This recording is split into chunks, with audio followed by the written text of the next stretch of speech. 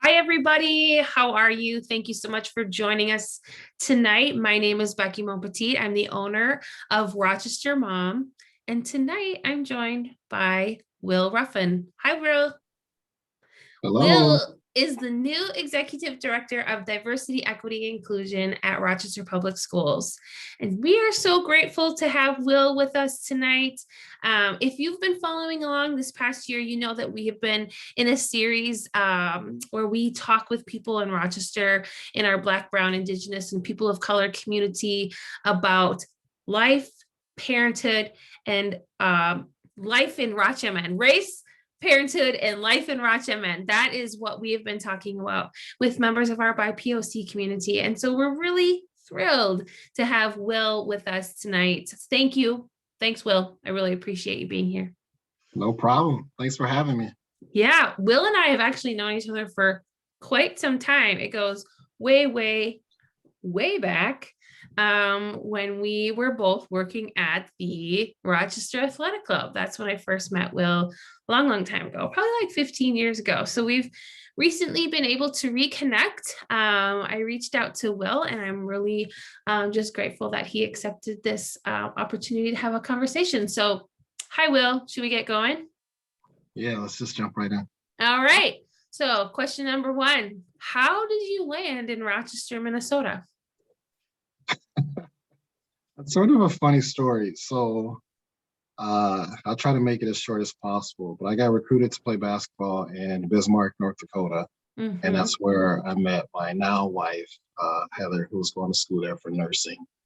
And after graduation, she was hired here at the Mayo Clinic, Mm-hmm. and I went back home to Los Angeles.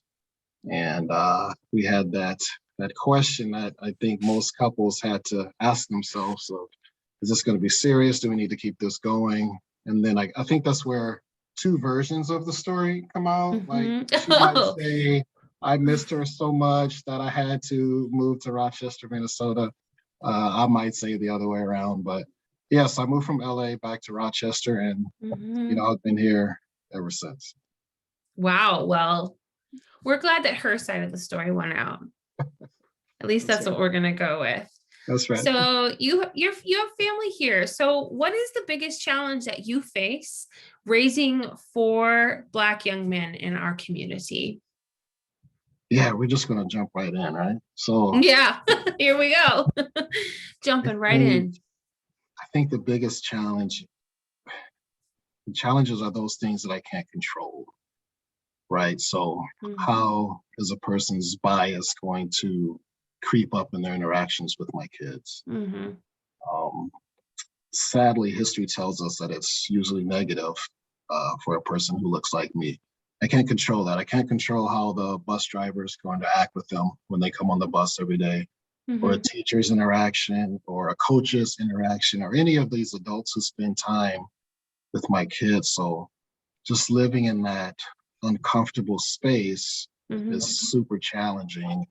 And at the same time, trying to prepare them for a world that may treat them in a certain way too, because they don't always understand some of the things we talk about or some of the behaviors I ask them to do in certain situations. So it's a challenge for them for the lack of understanding all around. But then it's also a challenge for me because once they leave outside of the doors in the morning, I can't control what happens. Mm-hmm. Mm-hmm.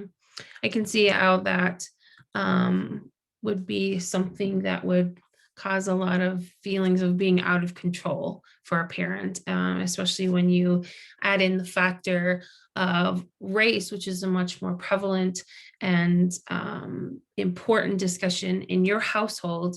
And I can see, you expressed it really well about how your kids have to live out things that they don't necessarily understand through your teaching. So For thanks so much sure. for sharing that. I think it should also be, though, a conversation that we all have in all of our households, Mm-hmm. not just mine or people who look like me. Yeah. Because if people did have those conversations, then maybe my kids could go out and not Mm-hmm. feel some of that tension when they are outside. So if everyone had these conversations, I think it would be much better, which You're is, right. the point of the department and the school district. Right. Because sadly, there are people who want to strip the joy and innocence from a lot of kids. So Mm, we need everyone to have these conversations so that we can see that we're actually more alike than we yep. are different. Yep. And then, yeah, we can progress after that. So what is your biggest hope for the future of your children? My biggest hope is the same hope that I had when I was a young boy. I want them to be alive by the Mm, time they're 18. I want them to be alive at 21, and I want them to hit all those milestones that we want all of our children to hit. mm, Um, I wish that they can grow up and be their authentic selves. They don't have to hide any part of themselves just to be in different spaces. I wish they can just be totally free. I hope they can find a passion, something that they're mhm. into and can just go after full bore. And I hope that they find a way to contribute positively to their community. I Mhm. think that's another hope. And then lastly, I hope that they all find someone that they could um, be themselves with and then also spend the rest of their lives with. So someone that sees them for the true awesomeness, awesome boys that they are with their kind hearts and everything like that. But I just hope that they find someone that sees them and that they can spend many, many years with. Oh, well, it warms my heart to hear the last part of what you were talking about your hopes and joys for your kids Mhm. growing up, finding somebody that they love and who can love them in return and acting out their passions in life. But going back to the beginning part of what you had just said, it's really striking for you to hear, or for me to hear, you want them to live until 18 or 21. And, that really just is going to drive home even further challenges and thoughts that Black, brown people have to have as they're raising their kids. So while I appreciate that you're bringing up your hopes and dreams, I think that it was really vulnerable and transparent of you to share about that fact of what your hope for your children too. So, we're talking a little bit about your kids, and how is it that you came to work in the Rochester public school system? What's been your journey like? Yeah, so that's that's a long journey. So I think it goes back to, man, 2006, 7, 8, somewhere around there, where I used to work at Best Buy. I don't know if a lot of people know that, but there was a guy who used to shop in Best Buy all the time. He'd buy CDs all the time, and you had to physically buy the music from a store. But we started a conversation. Way back in my memory. Right, right, right. Pull it out, pull it out. But from that conversation, I learned that he was a teacher in the school district. He taught Yeah. fourth grade at Riverside. He's now Dr. Robert Simmons. But he invited me to volunteer into the classroom. He was starting a program that he called the Lunch Buddy program, where he Mhm. was trying to get positive Black males to spend time with kids during lunchtime and building relationships with them. And it could be anything. He said it could be playing a game at lunch, it could be helping with homework, it can just be eating lunch together, whatever it was. Just, I need people to build relationships with Mhm. kids. And that's how I got my foot in the door. Mhm. I just loved it. Absolutely loved it. I loved it so much that it made me start to think, okay, how do I do this? Right. Right. So then I don't remember who I talked to, but they said that you could be a substitute teacher because I had a degree already. So Mhm. I left Best Buy and I started to become a substitute full time. And then just being in the different buildings and the different grade levels, it just solidified the thoughts I already had in my mind of this is where you're supposed to be at Mm. this point in your life. So from there, I actually took, I think, a para job at Century in one of their tutoring programs. I think it was called the PALS Room. And then from there, I took a job at John Marshall as a minority liaison. And then at the same time, I was going to school to get my teaching credential. So I now have my master's in education. But after John Marshall is when I got hired as a teacher at Riverside Elementary. I worked there for a number of years before transferring to Lincoln, K-8.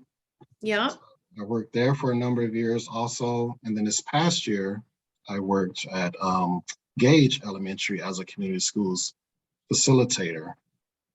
But I think there's some points that I need to make before the jump to executive director. Yeah. Because during my time at Lincoln, I started to get involved in the union pretty heavily. And this is really where my leadership started to take a turn for the better. So through the union, I was offered many other opportunities. One was called EMAC, so Ethnic Minorities Affairs Committee, and it's a statewide committee that brings about all the different like up and comers and also veteran teachers and educators, I should say, throughout Minnesota to put together and just try to brainstorm how to make things better so that we can make things better in our own respective school districts. I also joined what's called the FIRE program, which is Facing Inequities and Racism in Education.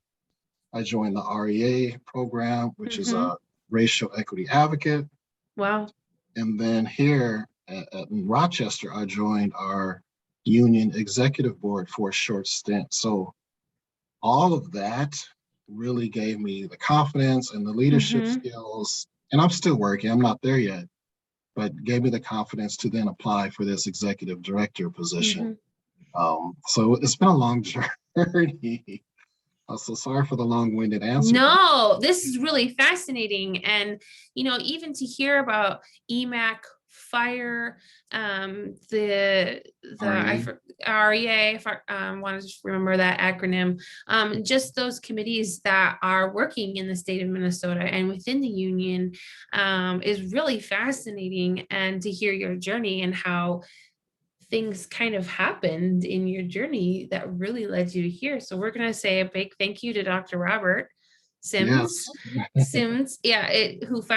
chatted with you in Best Buy and had you come along to Riverside. I can just see you walking into this lunchroom and the kids are like, Yeah, it was pretty fun. And I still talk to Robert to this day.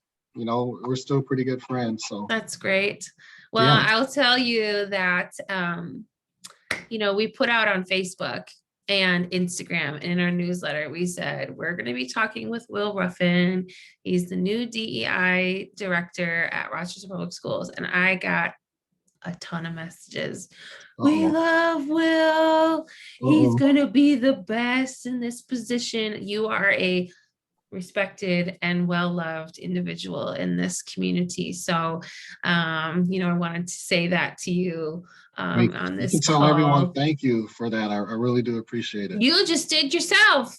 Yeah. Well, thank you. So so I think it's really important for you to know that you have been really influential in this school district, and there's a lot of people who just feel like you're the greatest fit for this new role. A lot of confidence in you. So heading on into our next question is, you know, what have been some of the things you've been working on since you started your new role? Yeah, so the role is huge. Let me see. Do we have, 2 or 3 days to go through everything? Yeah, I think mainly there's quite a few pillars within the school district, and this position sort of weaves its way through all of the pillars. So working with Jackie Peterson, who is our executive director of elementary and secondary. So just working with principals to try to support them as they enter into another school year, but thinking of trying to keep the equity policy and our equity statement in the forefront and support them that way. Thinking about curriculum instruction. So Brenda Wichman, working with her to see what that looks like as we get ready for back to school, which started this week, with new teacher orientation. Working with HR, so Carl Bakken with some of our hiring practices and looking at how we can recruit and retain more folks, and specifically folks of color. There's there's a ton. Even working with John Carlson in finance, trying to figure out budgeting and what that's going to look like. It's just, it never stops, you know? So you're putting in 26-hour work days. Got it. Yeah, and you know, I have a huge learning curve too, so I'm just trying to soak in as much as I can from everyone so that I can be effective in this role too. Not only is it a new position for you, it's a new position in general. So there's a lot, you know, that you're forming and you're building. You're on that stage where you're building that foundation. For sure, for sure. I think I heard the phrase of like, what do you say? Building the plane while you're flying it or something like that. Yeah, don't worry. So you know how to fly a plane? Yeah, sure. I can. We'll figure it out. But there's tons of good people around me who are pretty helpful, and we're building a good team over here. So I'm very, very excited. We have Willie Tipton, you know, who's our Willie, yeah, coordinator of equity.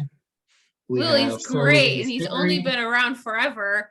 Yeah, Willie's just the best. Yeah, he really is. I really like him a lot. Sarah Louise Henry, who's also you know, a Rochester native. I think we have to give her a shout out too. Yeah, she's been doing a lot of work with curriculum also. And then we have Brian Bolton, who's doing work with our bilingual specialist. And then also Julie Ruzek, who is our family engagement and community partnerships coordinator. So we're building a team that we think will be effective for many of our students and families here. So one of the things that we talked about when we met a few weeks ago in your office is exactly what you just mentioned. You're bringing it all together. So there have been passionate people that have been pursuing DEI work for a long time within Rochester Public Schools.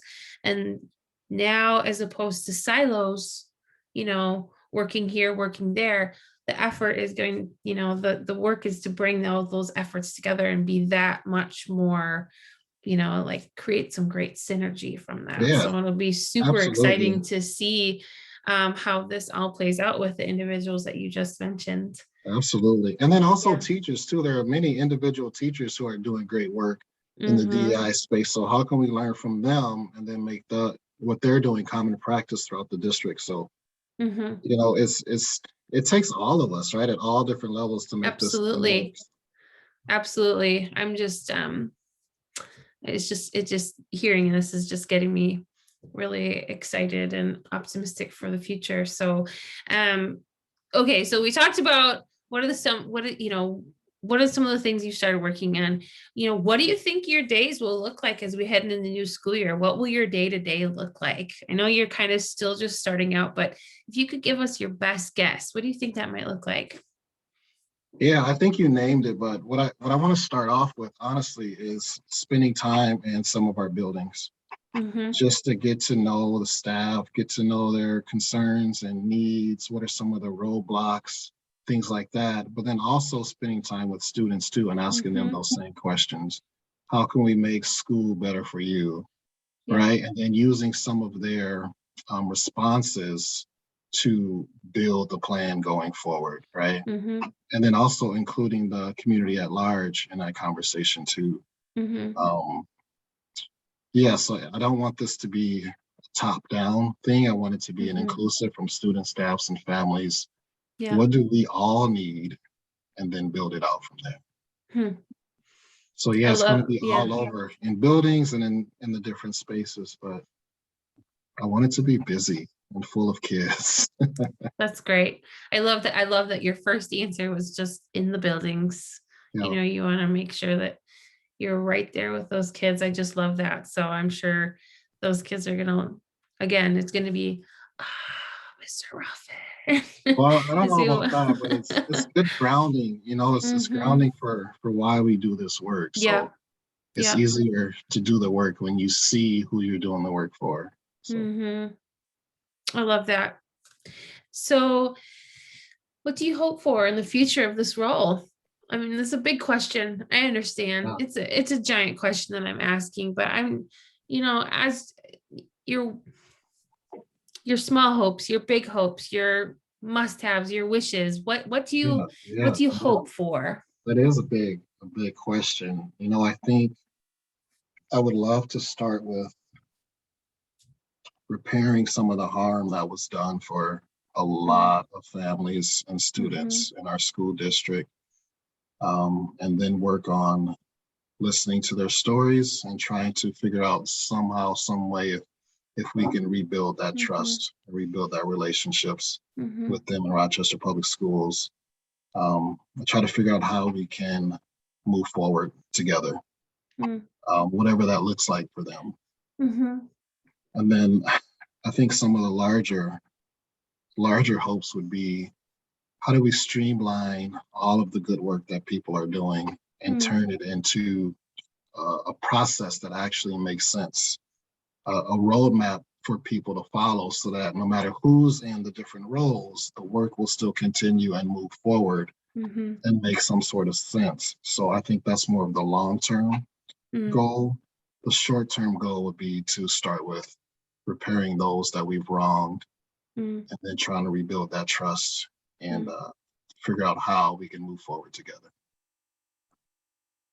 Well, what would you say is the biggest challenge facing Black and Brown students in our area?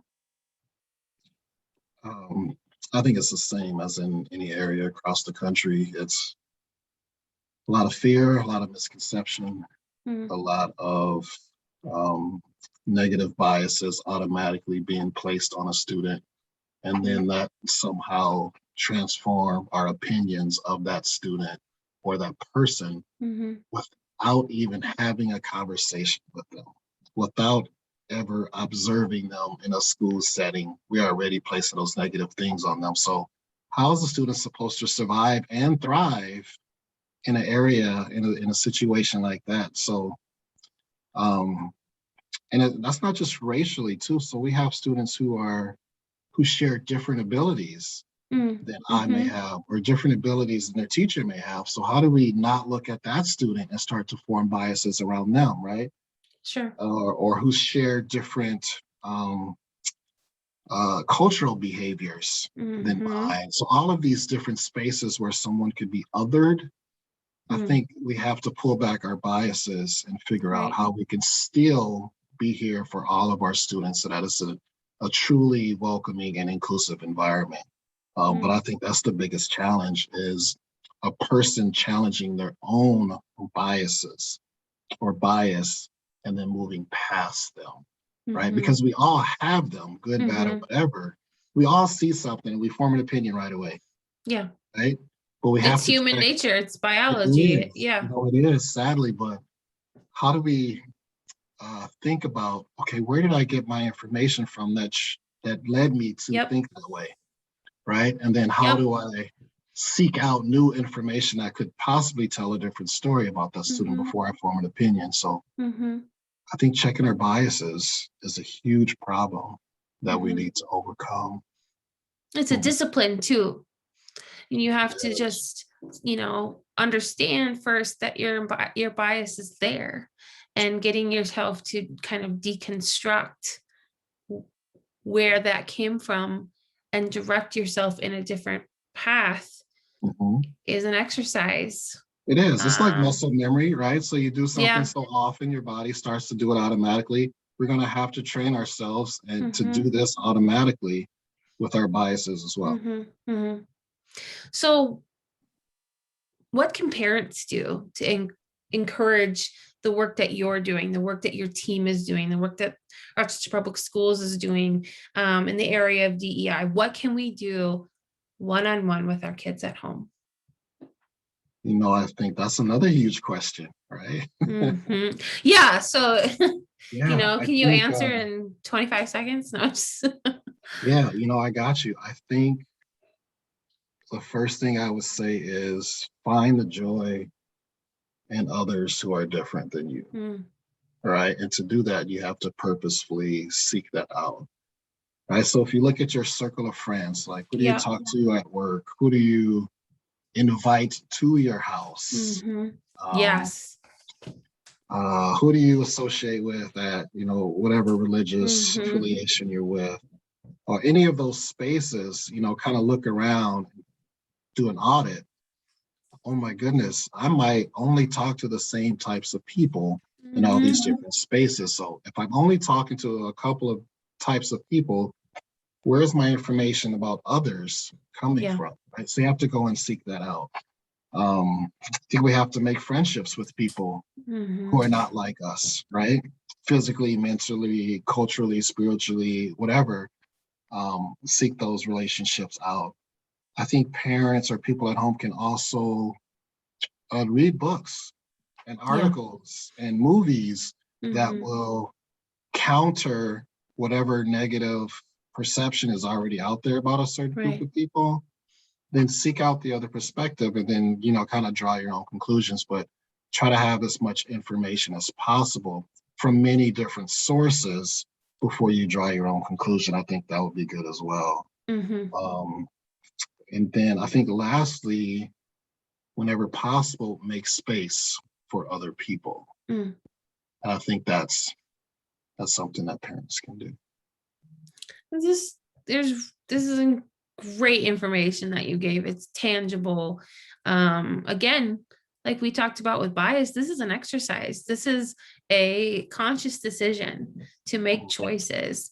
I absolutely loved what you said at the very beginning of this question, or when you were answering it. You said, we're going to find the joy in others. We're going to find the joy in those that are different from us, and we're going to be joyful about it. That's just a really poignant way to celebrate Yeah. diversity, equity, and inclusion. Glad you held on to that, because I find it very hard for me to talk negatively about someone who I have seen the joy in.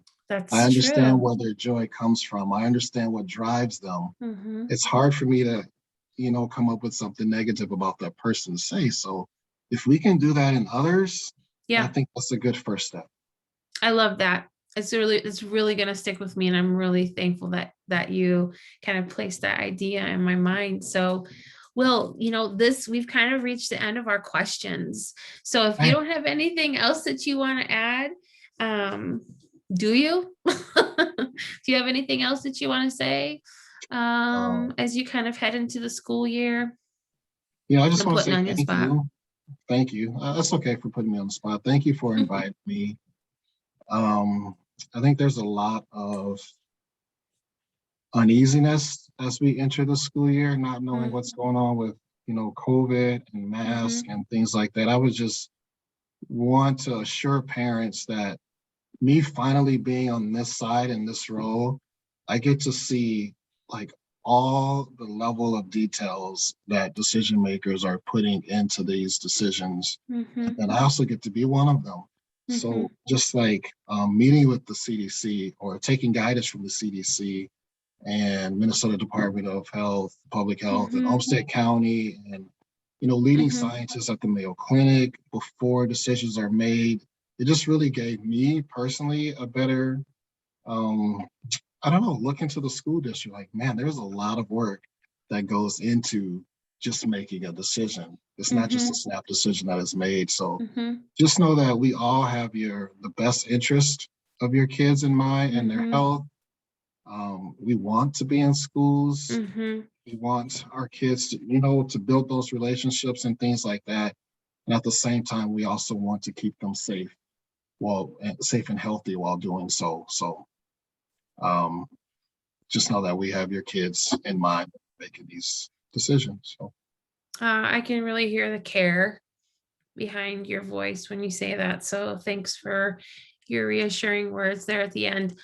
I can't thank you enough, for responding to my email and yeah, yeah, having me in your office and reconnecting, and then now sharing your thoughts with the viewers and the readers of Rochester Mom and the community at large. no problem. I think We you did a good example of what we're trying to ask people to do, right? Is start that relationship. So you sent that email out like, hey, what do you think about this? And then inviting you into the space, like, let's sit down, let's talk, let's figure this out. I think that's it, Becky. So you're doing what we want people to do, is take time to come across that line, come through the door, have a conversation, and build relationship with people. So thank you for doing that also. Well, you're welcome, but I've also learned from wonderful people from this community. So we're just in a big thank you love fest here at the end. So I know. Will, thank you so much. If anybody has any questions for me, please add them into the comments below. But we really thank you for joining us for this episode in our Candid Conversation series. And so we'll leave you here. Good night. No problem. Bye.